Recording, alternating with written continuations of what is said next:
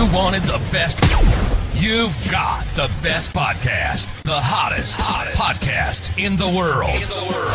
The Chris Voss Show, the preeminent podcast with guests so smart you may experience serious brain bleed. The CEOs, authors, thought leaders, visionaries, and motivators. Get ready. Strap yourself in. Keep your hands, arms, and legs inside the vehicle at all times, because you're about to go on a monster education roller coaster with your brain. Now, here's your host, Chris Voss. Hi, folks. Voss here from theChrisVossShow.com.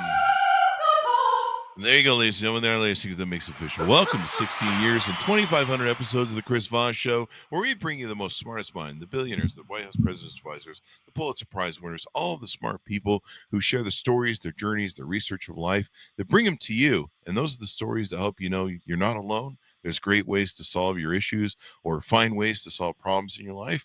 And lots of people with what we call the blueprints on how to resolve issues and learn more. So you're here doing that. And if you want the podcast where you don't learn shit and your brain becomes stupider, well, that's not this one podcast. Sorry, you're going to have to find another one. Anyway, guys, refer to your family, friends, and relatives. Go to goodreads.com/Chris Voss, Facebook.com/Chris Voss, Chris Voss 1 on the TikTok, and Neil's crazy place. You know, today, an amazing young man on the show. We're going to be talking about his latest book. It is called Fixing America: Essays on Domestic and Foreign Policy, out January 30th, 2024, by James Matthew Sawatzki. Sawatzki. Did I get that right? There you go, James. I need that second swing in it there. There you go. So we're going to get into it with James and talk to him about his book and insights and all that sort of good stuff. Yada, yada, yada. James is a Tacoma, Washington educator with over 38 years of experience. He received the 2014 Governor's Award for Excellence in Teaching History, the 2014 Washington State Patricia Bering Teacher of the Year Award, and the 2005 Gilder Lerman Institute's Washington State American History Teacher of the Year Award. He is also a founding board member of the Washington State National History Day. Welcome to the show. How are you, James? Oh, alive and well. But I got to tell you first, I wish I was the billionaire being interviewed. Oh. Well, you know, maybe you're just on the show to work your way up. Next time you show up, you'll be a billionaire. Well, it's going to take a lot of book sales. And the other thing is, so am I allowed to curse on this show? Yeah, just a little bit. Try and save it till after the first 5 minutes. YouTube watches the first 5 minutes. So give us your .coms. Where can people find you on the interweb, sir? My .com is currently under construction, as I was instructed by your producer 2 days ago. And it'll be up there as soon as I have it. I had one before, but I let it lapse. It was with the Go-Go Daddy, and it just didn't seem to be getting any motion. And I figured it's not worth the monthly fee. But bookrights.com is going to put one up for me because they're going to be producing my second book, which is Portuguese Experiences, about my life since I retired to Portugal. All right. That should be fun. So give us a 30,000 overview. What's inside the Fixing America: Essays on Domestic and Foreign Policy? My lesson plans. This is essentially my lesson plans teaching American history, civics, and foreign policy over 38 years. It's not that thick. And the reason is because as a public school teacher, I knew I had to get to the point right away in order to maintain the attention of the children and definitely give them a, some kind of big picture evaluation, which is one of my specialties has been ever since I started education. It's big picture. There you go. Big picture. So let's see if we can't fix America with some of the things you've discussed here. Give us some samples. And you talk about the book, I think, is designed for fans of Noam Chomsky, Paul Krugman, David Brooks, or Robert Wright. Yes. Noam Chomsky was very actually positive.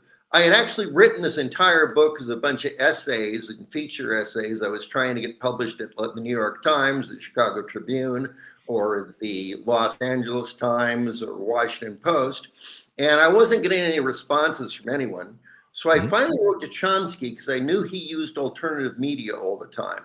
Oh, And I thought, Professor, can you tell me where someone might want to publish this?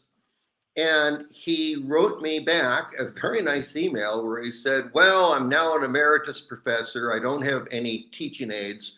And I'm not quite sure, but I think you've done some interesting work, which is why he's on the cover, because he was very encouraging for me to continue on and turn it wow. into a book.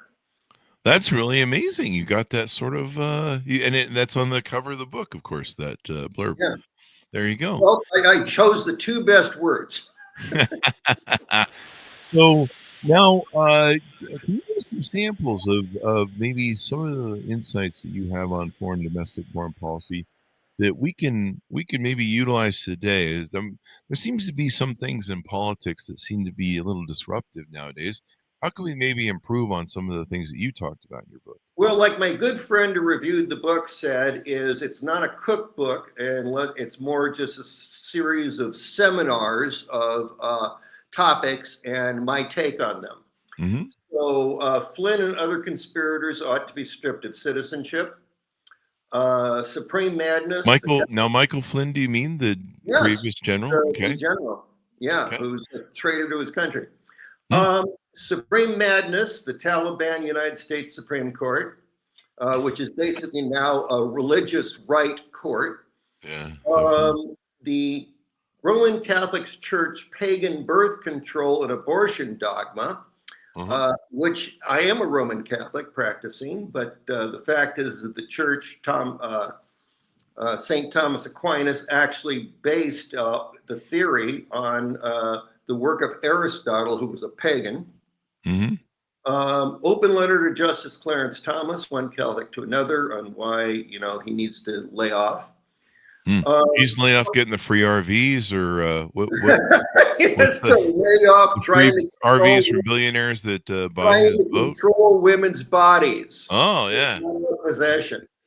I know his wife is into some of that too. It's kind of an issue. Well, she's very Catholic too, Oh, and they have no trouble pushing their beliefs on innocent civilians. yeah. Open letter to let's see, solving homelessness in one easy step. Basically, I give Finland's method. Oh, can we review that? That sounds like an interesting thing to talk about. Yes, Yeah. it's. Let me get past here. I just saw something today where the state of Utah, and I think in joint with the federal, or maybe they're just doing it on their own, but they're doing some sort of weird thing where they're going to try and house all the homeless at a warehouse, and they're building it as a way they're going to uh, make a kind of utopia living space for the homeless. Well, that sounds But nice. I guess some of the critics are saying it's more like a prison they're putting him in. So it may be a thing Well, where is there a you can fence go there, around? but you can't get out. Maybe if you're The homeless, I don't know. question is there a fence around it? wasn't aware That's of what Utah was doing. I'm not too sure either. I didn't get into it. I just saw the article cross my path and I bookmarked it in So my brain. what Finland did was basically guarantee housing first, which has been tried in other major cities. And in fact, there was a major successful effort led to just get Vietnam veterans housed by giving them housing first and giving them therapy and allowing them to sober up, clean up, get a shower, and reestablish themselves in the real world. And that's basically what Finland did. Yeah. Is just say, all right, everyone gets housing. And now let's let them recover from whatever trauma they're dealing with. Yeah. I mean, if you don't have basic shelter, it's a little hard to perform other functions that contribute to yourself and society at the same time, right? Well, Um, basic shelter includes one, the ability to have a restroom and a shower. yeah, it's always good to have that. Yes. Yeah, that's what I find, especially in the morning when I wake up. Yeah. But some of these basic needs, and there are so many of these people that are homeless on the streets. I'm exposed to a lot of homeless because I do a lot of photography, and I usually wander downtown on day shoots or Okay. major Where's your cities. home? Where's your hometown? Dallas? Las Vegas, and then Las also Vegas. Utah. Okay. Hmm. Yeah. There's a And lot of homelessness in Las Vegas. yeah, both there and in Utah. And so, I'm usually downtown in wandering the streets. And so usually there's a Skid Row, usually somewhere in an area. LA has, its infamous Skid Row. And so, yeah, I end up dodging homeless people because, some of them, they have a lot of mental issues. Oh yes, a third of And them have mental issues. A third of them have drug Mhm, issues, mhm, and a third of them are just poor. yeah, And President Ronald Reagan did us no favors when he basically said, "Okay, let all the mentally ill mhm, out of the prisons, out of their centers, to wander the streets on their own. Like that's yeah. treating them with any dignity at all." Yeah, and then they just put a lot of them in prison. They moved from Yes, from, that's the liberalism of Reagan, destroyed all those. I mean, when I grew up, there was places that were state sponsored, maybe federal right. sponsored, but there were places you could send somebody that was having trouble, emotionally. And, I mean, I think if you remember the movie One Flew Over the Cuckoo's Nest and stuff, but Yes, a lot of those are around. I mean, I remember some of my teenage friends were having trouble. I'm not sure if they were fully unstable or if they're just being rebellious teenagers, but they would get locked up at the mental health facility. And, I mean, it was a good thing. And yeah, when Reagan took office, it was part of the racist agenda that they had to take away rights or services for poor people and people that were suffering. I remember we've had people on the show that had parents that were black that had trouble with alcoholism. And alcoholism is an addiction is a horrible disease, and they were managing it. They were able to work because they had government support to help them. And as soon as Reagan took away those resources, and then of course increased the police state, they ended up in prison. And yeah, great. and now we have this giant prison network that's been built. So I used to tell my students about social capital, Hmm. about it's important to have a support network in various parts of society. And I was born into social capital. I am the 11th child of 13 children of a Catholic family. Hmm. And so I always had siblings around. And I was kind of astounded when I went to school, Catholic school, and found that there's people with only a couple siblings. I said, "How do you do that? How do you not have a basketball team, two basketball teams to play in the driveway?" I mean, I just had that growing up. Yeah, Utah's kind of the same way. They have huge families here. Yeah. So, but yeah, now when you say social capital, let's lay a foundation of definition of that because a lot of people don't understand Okay, so some of these things. I used to tell my students um, that I'm going to use Sawatzkipedia. Hmm. And so social capital is essentially the concept that you are provided for, you are connected to people who love you and will help provide for you in times of crisis. Um, I learned the phrase when my daughters went to school. What was it called? Something white male, privileged white male, A white uh, male privilege, yeah. which it occurred to me, yeah, actually I am. Hmm. I am a privileged white male. I came from a family that never failed to feed me, and they at least allowed me to continue my education, and I pursued my career. And I went into professions that I was very good at. Hmm. That's social capital, the ability to reach out to someone in terms of chaos and crisis. Yeah. A lot of people don't realize that this is an important thing that society has help that it can give to people that struggle. I remember talking to somebody about bankruptcy and why there was a bankruptcy court. And I was like, why do people get to, because when I grew up, there was a very rich, my one of my friends in high school was his father was very rich and inherited a huge insurance company in California, and he would invest in these mines throughout the country for mining stuff. And he was constantly going bankrupt with the mines from the investments he'd sell. And so we would go up to his house, and he would have this huge kitchen with an island in the middle, and they would have these bankruptcy notification papers that would have to go out to the investors. And we would compile them. We would go around and, okay, page 1, page 2, page 3, page 4.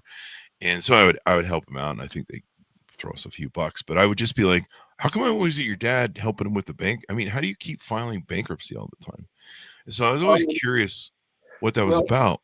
If from memory, and you can fact check me on this, Donald Trump has gone bankrupt 3 times, and one of running casinos have got. How the hell do you go bankrupt running a casino? And his father bailed him out once from the Atlantic City one by going in, purchasing 4 million chips, dollars worth illegally. Of chips. Yeah, and then just never used them and took them home.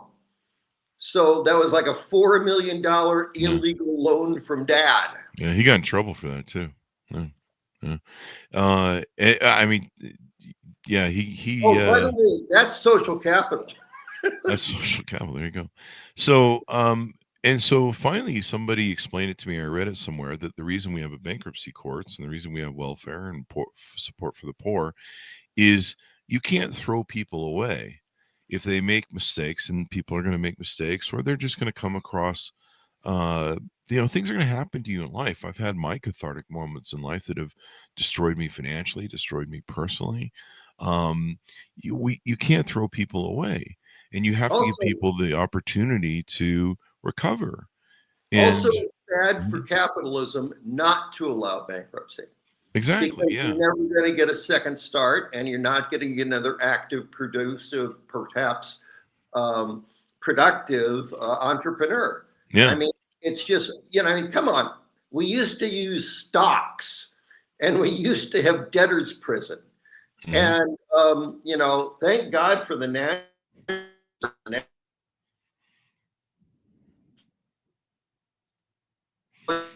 I think you're locking up on me, James. James?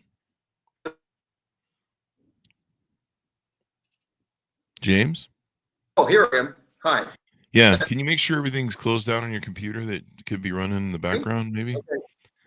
We're definitely have some issues. So I lost about 2 or 3 minutes check here. That really quickly. Oh, you know what the problem is I'm on Firefox, and I was supposed. Oh God! I think you're all fine. Right, so let's just keep going. Yeah. It's working. Just close any tabs or anything else that might be running on the computer program-wise. I'll be working on it. There you go. Edit this out, I assume. Yeah, we'll cut it out. No one will know the difference. So one of the things I found, I'll fill in here for you a little bit. One of the things I found was, and so people need that. When I've traveled to other countries where they don't really have a debtor's prison, but they do have, if you fail a company and you fail investors, you have to repay those investors. And like you say, it makes it really hard to start a new company and try again. And I've had companies that have failed, but being able to, mark it off as a failure and retry again has made money for other people and, me. And so, people need that. And, some of these nuances that go on in life right now where they claim that there are people that are, just getting rich off the program, free, there's always going to be a little bit of fraud. There's always going to be a little bit of abuse in the system, and the system needs to police itself. But for the most part, people are, the guy who's homeless on the street, who the hell is he ripping off? No, he's not ripping off anybody. He's on the street. He's just trying to get by day to day, hour to hour, minute to minute. Yeah, he's not driving a Rolls Royce there. Oh, by the way, I had students who did drive a Rolls Royce, and I had students who were living day to day in various housing, going couch to couch. And it all had to do with who their relatives were. The guy who has the largest automobile collection on the planet is, I think it's Harold LeMay. of Pierce County, Washington, who has kind of an almost monopoly on the garbage system. And he and Jay Leno used to compete for, prized classic cars. Mm-hmm. And eventually, a former student of mine said, well, let's go ahead and build what they call America's Car Museum in Tacoma, Washington State, and just populate it with some of Grandpa's cars. But he came to his senior formal, picking up his date in a Rolls-Royce Silverado. Oh, wow. I mean, so if your grandpa has that kind of money, well, then you get to impress your date. Yeah. I guess I'm in the wrong business. Yeah, There you go. Garbage, perhaps. We do a lot of garbage on the show. I say a lot of garbagey things, I suppose. I don't know. There you go. So what are some other examples in your book that you talk about in the essays? Oh, geez. Okay, going on. Let's go back to the start. I'll just go through the titles.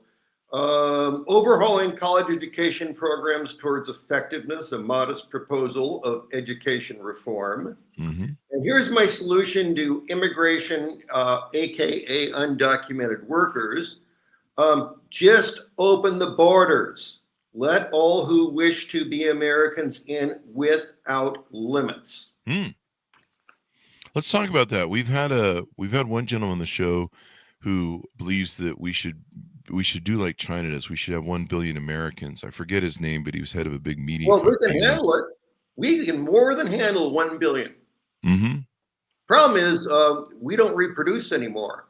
And my generation certainly doesn't reproduce anymore. What does reproduce is immigrants, which leads to a certain amount of xenophobia and the phrase "the browning of America."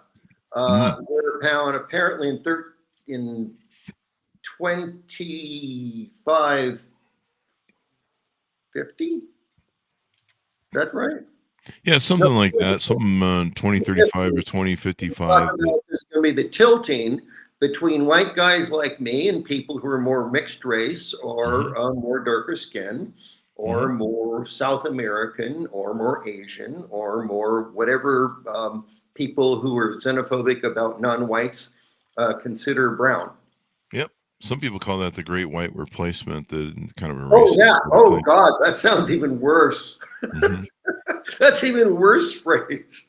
Yeah, I mean that's what the people who have issues with racism and xenophobia call it, the great white replacement. It's just I think you can.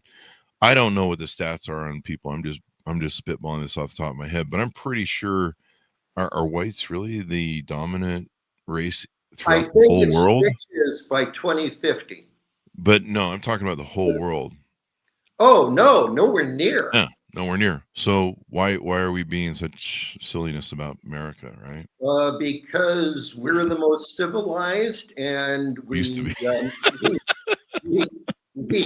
invaded the Philippines to take care of our little brown brothers. And fought in early Vietnam after the Spanish-American War when the Filipinos said, oh, you're here to save us. And then they said, no, you're here to conquer us, just like the Spanish did. Then we did. We killed 100,000 of them before they surrendered and decided that they would agree to be, kind of a territory of the United States. And you're talking about Guam? I'm talking about Philippines. What year was this? Oh, this is like during the Spanish-American War, 1898. You know what the Spanish call it? The War of U.S. Aggression. Really? Yeah. Probably Iraq calls it that too. Well, it really was. Teddy Roosevelt, by the way, who was only the vice, Secretary of the Navy when the Secretary of the Navy went home on a Friday, and the President of the United States was out of town. Teddy Roosevelt called Admiral Dewey in Hong Kong and said, sail to Manila Harbor and take out the Spanish fleet. Wow. Teddy Roosevelt was certainly a man of ambition, and he was certainly not unwilling to take charge even without authority. There you go. There you go. What are some other aspects of the book we want to tease out, or maybe favorite stories that you found that you're kind of your favorite stories to tell in the book? Well, I've got the one that I get criticized on most is solving the Israeli-Palestinian crisis. Oh, that's a tough one. Well, yeah. Well, I at least thought we'd go back to basics with the two-state solution, and then Jerusalem was the sticking point when Clinton was president and trying to get, because Israel wouldn't allow Jerusalem to have East Jerusalem be part of the Palestinian, capital. And so my theory was, all right, well, how do we get out of this box? Yep. And I said, well, what if Jerusalem just becomes the first international city where no nation gets to own it and all religions get to be there?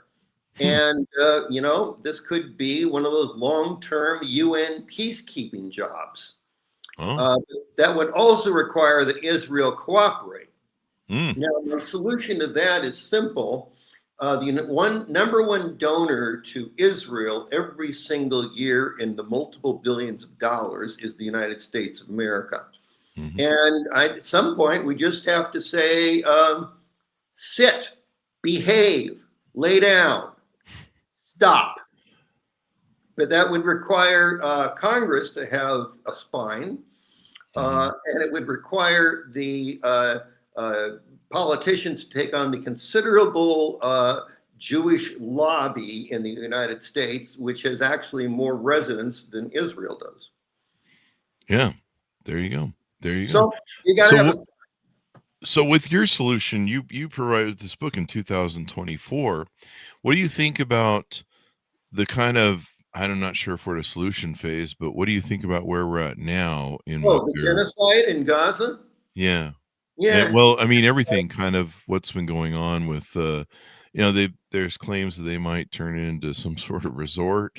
Well, that was Trump's fantasy, but because, the man only thinks in terms of real estate and money, and he doesn't think in terms of ethics or morals or values. I mean, the first 3 times. And he's only delivered. He's as they say, he's the transactional president. What's in it for me is the first thing that he always asks. So, it looks like I believe they've gotten the October 17 hostages, at least the ones that are still alive. No, the ones that are alive. And the rest have to be found once they clear the rubble. Oh, wow. Wow. Which means Israel killed half of its own hostages.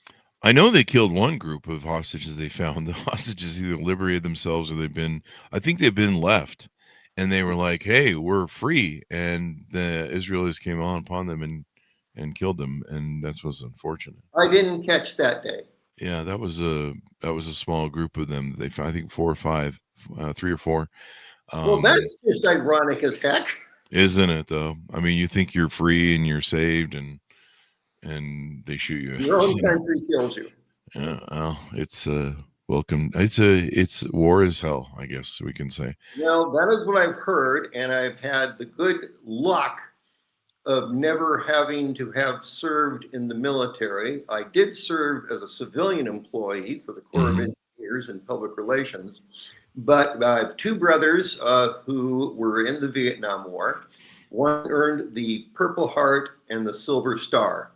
And he was the only person to survive from his platoon over a night of attacks before he was evac'd, and he already had shrapnel wounds.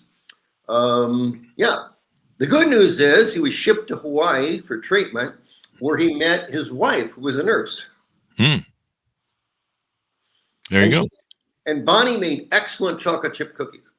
And let me ask you this. One of the things you talk about in your book, and this is really important because I see so many people right now that don't know civics, that don't understand the Constitution, that don't understand the Federalist Papers or the Federalist Papers, absolutely. and why they were written. Or the anti-Federalist Papers. Yeah. Are you talking about Project 2025? Oh, well, I'd say that's the anti-U.S. government papers. That's Yeah, what I. pretty much. So why is civics important? Why is it important to teach civics and learn about that? So Aristotle defined, somewhat scientifically, all living things on Earth, and his definition of, and this is ironic because way too often in my life, in my students, and the parents I've met, and even in casual conversation, people say, I hate politics. I don't want to be involved. I just want to be left alone. Mhm. And Aristotle actually defined humanity as zoe politikon, Mhm. literally the only animal that does politics. So, as I used to tell my students, if you don't want to do politics, do you want to be a cow instead?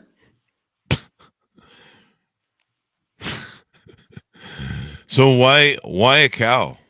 Well, it's a mammal, and they know what one is. I taught what was originally a rural community, so they knew what a cow was. And then it slowly, of course, became expansion of South Tacoma and, walled, development zones and, stretch malls. And anyway, a lot of the farmland went away over my 38 years teaching there. Yeah, most definitely. We've kind of moved away from a lot of that. It's really interesting what's going on there. So a couple more questions that I had for you I wanted to ask.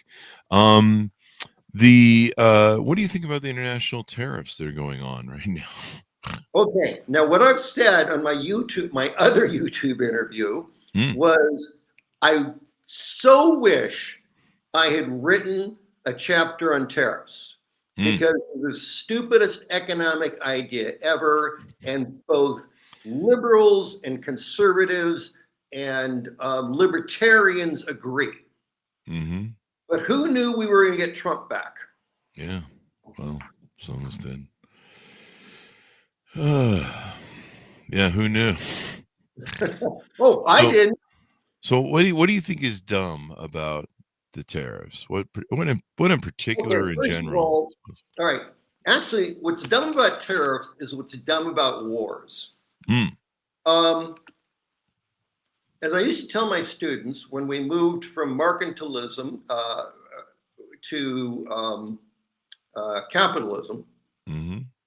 and Adam Smith wrote the big book for the King about why capitalism is better and why specialization in trade is better for production and for wealth of the nation than attacking the French and trying to steal their cargo, or Mm, attacking the Spanish and trying to steal their cargo.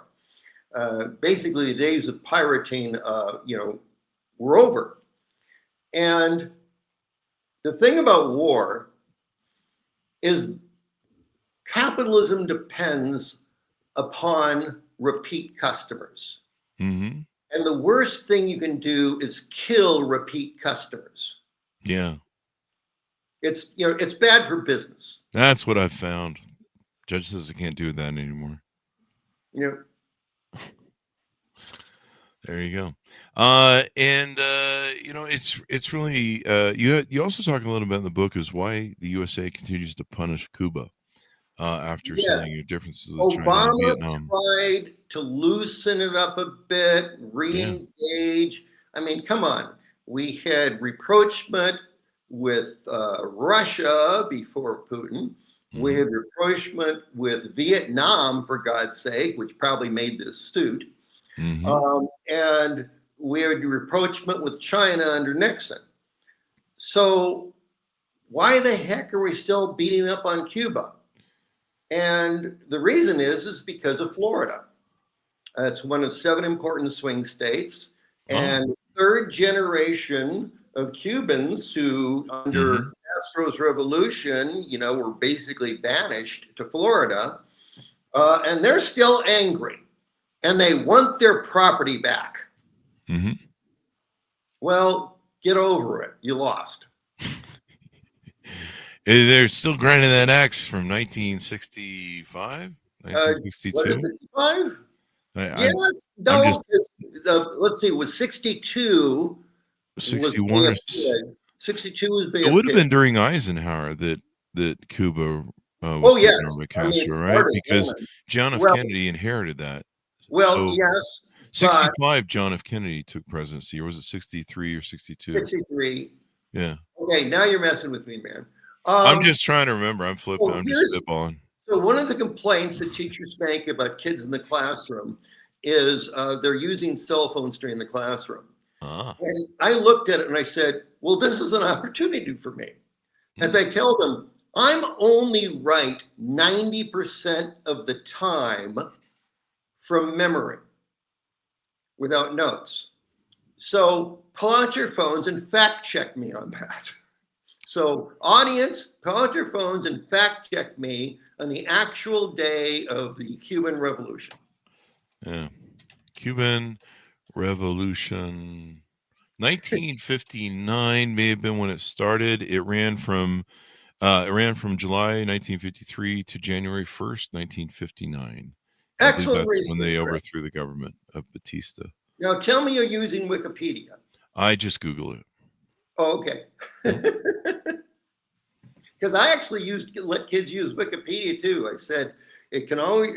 First of all, I know many professors, University of Washington, and every one of them uses Wikipedia for quick fact. And I said, you know what? I used to tell my students, Wikipedia is a fine first source. It should never be your last source. You always want to double, triple check these days. Yep. Especially with AI and all the other shit that goes on.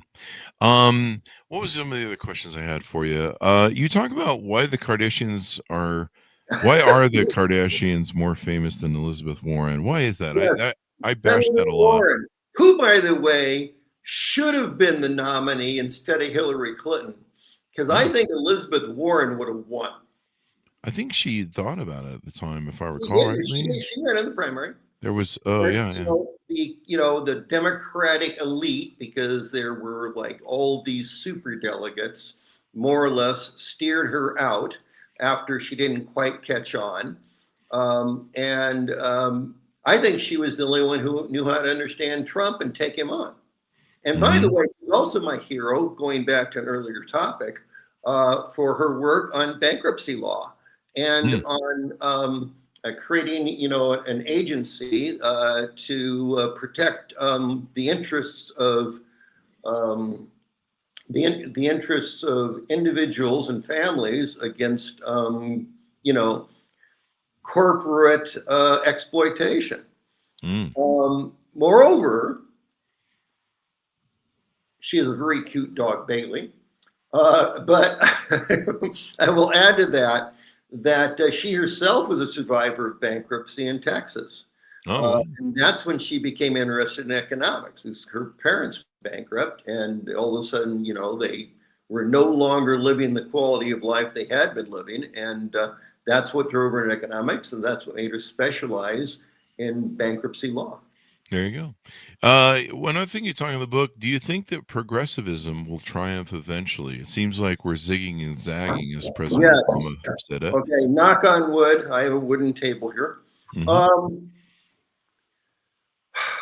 Okay, first of all, if you're going to deal with a school teacher who's dedicated his entire life to the service of the community and the service of children and their parents, then you're going to deal with a guy who's fundamentally an idealist.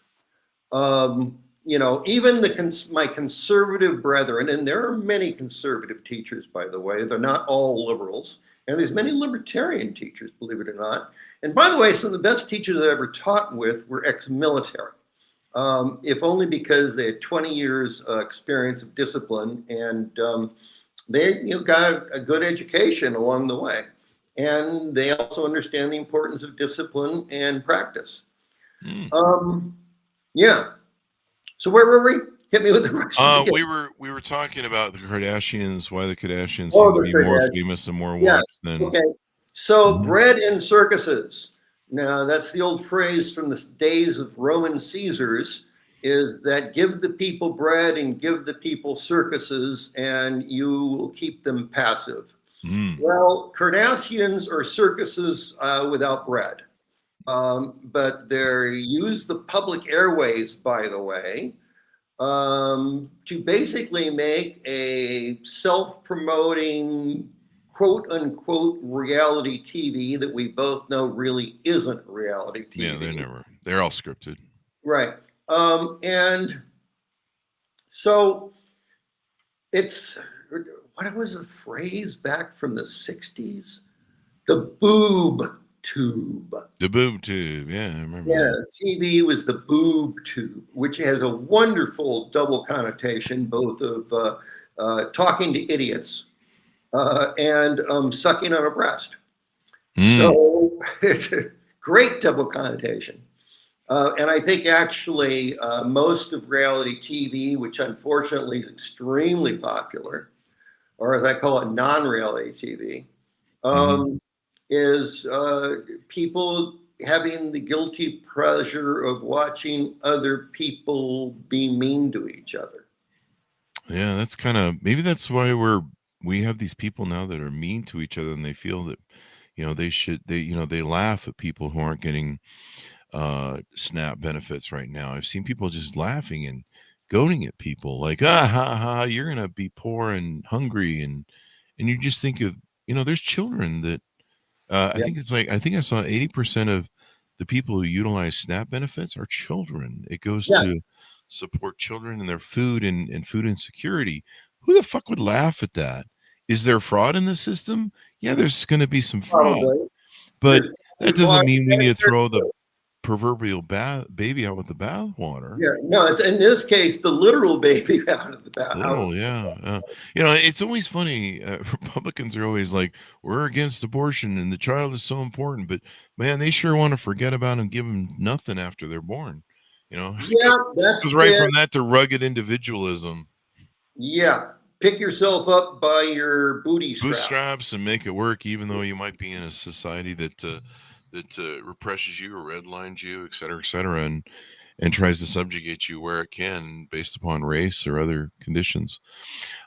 So as we go out, give people a final pitch on why they should pick up your book, how they should find out more about you. Maybe we can get a plug in for your other books as well. I'm on Amazon. I have a website in development. Google James Matthew Sawatzki on Amazon, and I come right up. You have to use the word Matthew because some other guy named James Sawatzki published before I did. Believe it or not, there's two of us on the internet. And progressivism. Ultimately, progress happens. I mean, what was it? Martin Luther King Jr. said, the curve towards justice is long, but no, that's not right. That's not the quote. It's the curve of history bends towards justice. And given the fact that we started as a colony under a king and with a government that was across an ocean, and then we developed our own little state and local governments who then organized themselves into a rebellion, which then eventually led to, the War of 1812, and then eventually led towards the Industrial Revolution. And the Industrial Revolution transformed the United States from an agricultural country into a mass industrial empire. And then the World War I and World War II of suicidal aspects of imperialism in Europe, the United States came in the second time eventually and basically helped the British take out the Germans and the Japanese. And then, and this is like first time in empire history anyone has ever done this, we rebuilt Japan after writing them a constitution, which actually MacArthur himself wrote, and the Lend-Lease to Europe. And on the one hand, it was like the greatest act of charity of a conqueror in the history of humanity. On the other hand, it was also an act of self-interest, because the only country with industrial capability immediately after World War II was us. So the money that we all invested over there had to come back to us to buy the products to rebuild the manufacturing in Europe. And that was essentially just the Franklin Delano Roosevelt version of, pump priming. We're basically pumping our money out so we'll get pumped back in and get the whole economy going again, which allowed us, after some false starts, to, have the largest economic expansion in the history of the United States in 1950s, 60s, 70s. Yeah. We made sure to, and that worked for a good 80 years, 75 years. Yeah, well, until Reagan decided to, cut taxes for everybody, and You mean the rich? Yes. I'm still waiting for my trickle-down economics Yes. check. You and me. So as we go out, thank you very much for coming to the show, James. We really appreciate it. Well, I appreciate you hosting me. Thank you. I hope this comes out well in post-production.